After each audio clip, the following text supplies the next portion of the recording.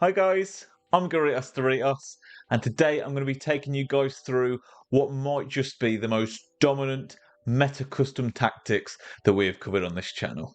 That formation is going to be the 5-4-1. Now, the 5-4-1 has been used a lot recently, particularly in the elite division and amongst a lot of pro players, people with very high skill ratings. This formation has definitely gained a lot of traction because of its defensive capabilities, and I think that is the way most people perceive the formation. It is the lock the game down, see the game out, don't concede at all cost formation. And I have to say, after trying it and playing around with the instructions, the depth, the sort of players in the box, it's way more than that. This formation allows you to get a lot of numbers forward, but you really don't get compromised at the back from committing people forward because of the way that people do kind of go up and down the pitch. It honestly feels like you're playing with more players than your opponent. It outnumbers them in both areas of the pitch. It's very odd, and it doesn't play the way it looks. When you see a 5-4-1 as it's written down, it doesn't look like that in game at all. It looks a little bit more like a 3-4-2-1, which I know is basically how the formation attacks. However, it really doesn't feel like you've got two wide mids. It really feels like they come central. You've got like an attacking front three with like this midfield four that drops into like a back five. It's just, you've got people everywhere in this formation. Essentially, what I'm saying is this formation isn't a formation just to see out a game with, even though you can set it up like that. This is a formation to dominate games with, to play more slow-paced, to take your time, and just absolutely dictate what happens in a game. Getting into the custom tactics, starting with the defensive style, we're just going to leave that unbalanced. For the defensive width, now that is noticeably low. So I've been using 35 a lot with a 4-back, and I really like the kind of amount of space that they cover. So with a 5-back, my logic here is I want those 5 defenders covering that sort of same amount of width as the 4, and to do that we just have to drop the width a bit more because they're naturally a bit more spread out anyway because there's 5 of them. Dropping this to 25 seems to cover the same amount of space but with 5 players, and that is super effective because it's really compact, and whenever you miss a tackle with one player, if you've overcommitted, there's always someone right there just to cover. It's super difficult for the opponent to break through with this 25 width. The defensive depth, we have that on 55. I started with it lower because of people talking about how defensively robust this formation was. But the problem when you've got it any lower than 55 is you just invite too many attacks onto yourself that you're not resisting them really at all. So 55 is a must, I would say, with this. Don't go any lower than 50 because you're just going to invite the opponent onto you too much and you're just going to be constantly like trying to stop last ditch shots, and it's just not good. So don't go too low with the depth on this one.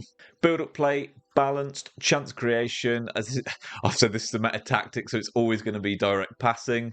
For your attacking width, this is just going to be on 45. We don't want them too spread out. We've naturally got a lot of players anyway in those wider areas, so we're just going to drop this to 45 just to make the link up play that little bit easier. Players in the box, I've left this on 4. So normally you would have this around 5 or 6 as a general rule of thumb, but because we've got multiple positions where often people would play a stay back instruction, we're going to be playing a balanced instruction. So it's not so important to up this to actually get a lot of numbers into the attack. Corners and free kicks, my personal preference is just 2, so that's why I leave this on. But realistically, put this on whatever suits you guys. Into the player instructions, we'll start with a striker and just work our way down. So your striker is going to be on stay central and getting behind. Stay central is simply because it's our one dedicated central attacker. We do not need them drifting out wide whatsoever. There is tons of players in the wide areas in this formation, so we just want them to stay bang in the middle, in the box at all times. Attacking runs, getting behind, is very important, especially with one striker, just to have someone pushing on the opponent's centre-backs. It enables other players in the wider areas to have space, but it also just means that the striker, when they receive the ball, it just requires them to do a quick skill move, a quick pass, in order to get on goal and score more goals. For your left mid and for your right mid, they are both going to be on comeback on defence and cut inside. The cut inside instruction really makes these wide players play more offensively and just more centrally positioned as well. Like, this formation looks like your striker is just totally on his own up front, but with the cut inside instruction on the wingers, they honestly play like a left forward and right forward. kind of what you'd be familiar with like a 4-3-2-1 or a 3-4-2-1. The way those two sort of wider players sit just in behind the striker, that is literally how it plays in this formation. This formation isn't formatted in game the way it looks here as you see those players set up. So cut inside, this is just going to ensure those wide men are much more involved in the attack and linking up with the striker. Come back on defence is simply to make it more defensively robust when your wing backs are pushing forward. For your two central midfielders, they're going to be unbalanced. The only thing you're going to put on these is the cover centre instruction. Again, we've got lots of people in the wide areas for this formation. We do not need our central midfielders drifting out wide as well. We want them staying in the middle, keeping the midfield compact, breaking up play, and also not putting them on stay back just means they naturally sit a little bit further forward up the pitch. So when you are doing your interplay in that final third, they kind of push up to the edge of the box and they're always there as a passing option, which is really nice. It just helps you score more goals and create more chances. For your left wing back and your right wing back, they're going to be unbalanced and overlap. So they are going to be operating like a left mid and right mid on the attack, but as a left back and right back on the defence. On the attack, they're essentially going to take up the positions that your left mid and right mid start in once they push forward. So once your left mid and right mid have pushed forward, your left wing back and right wing back will occupy those positions. So they're constantly involved on the attack. When you're creating those overloads out wide, they are often the person that actually does get in behind the defence. They will find themselves on goal and they will actually contribute a lot more than you would expect left wing back and right wing back to. They will get assists and they will often get on goal and score a lot of goals for you as well. For the rest of your team, being the three centre-backs and the goalkeeper, I leave all of this on the default, so that's stay back while attacking on the centre-backs. I just leave the goalkeeper unbalanced. If you do like the comes for crosses, sweeper keeper instruction, I'm not opposed for that. I think it will probably still work, so if you like that instruction, by all means put this on your keeper, but I personally just leave these unbalanced. Next, we're going to talk about the sort of players that are best to use to get the most out of this formation. We'll start with the striker once again and just work our way down. So starting with the striker, I say this a lot, but it is just a common theme really in this game. It's just more ability on the ball, the better. So skill moves and weak foot. Honestly, on your whole front three, so being your left mid, right mid and striker, I would want them to all be at least 4-star, 5-star or 5-star, 4-star. For your striker, definitely you want max pace, great attacking position and finishing. When you use someone that's high caliber like an Mbappe, the sort of positions they tend to take up in the box enables them to be a lot more available for cutbacks when you're working down the wings, which you will do a lot in this formation. So great attacking positioning is always a bonus. It's a general rule of thumb though, you just want someone really complete in this position as you do only have the one striker. For your left midfielder and your right midfielder, again, like the striker, you just want them to be as complete as possible, have as much ability on the ball as possible. Again, I would aim for 4-star, 5-star or 5-star, 4-star. I would aim for the outside of the foot shot trait and a left foot on the left, a right foot on the right, just because they're naturally going to be shooting across goal a lot in this formation. I would avoid the explosive running style unless they are like 99 pace as their base stat, someone like an Alawiran or a Diaby, they're kind of exceptions. With Cruyff in this formation, I found that his explosive running type with his sort of base running stat being like 91, he just slows down a bit too early when I'm playing a really direct attack. He does make up for it in the sense that he's like 5-star, 5-star, it's Cruyff, he has great animations, but when we're talking about the perfect ideal player, someone like Cruyff with that explosive running style isn't perfect, so I would aim for like a more controlled or a lengthy if you can. For the two central midfielders, I didn't experiment too much with these. I just went with Vieira, who's a dedicated DM, and Fofana, who's more naturally a box-to-box player, although he is very physical as well.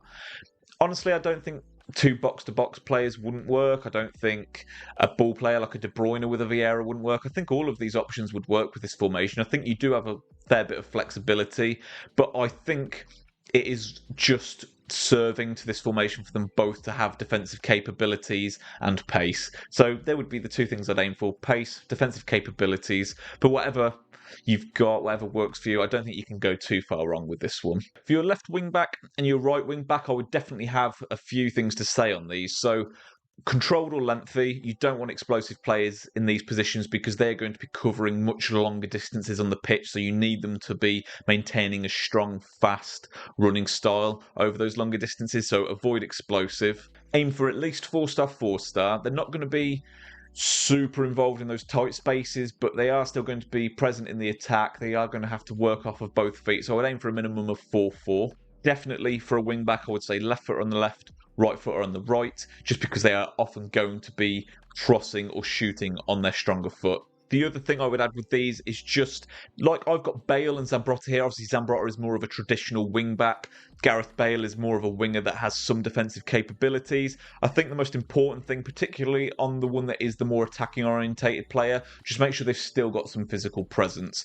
Bale in this formation, if you guys do have Bale and you haven't really been able to use him, just whack a Welsh manager in your team and play Bale on one Ken. He is absolutely perfect for this position. But yeah, just some physicality on the attacking orientated one. And on your other one, as long as it's a good wing back who isn't too short, he's got some height and strength to him, you can't really go wrong.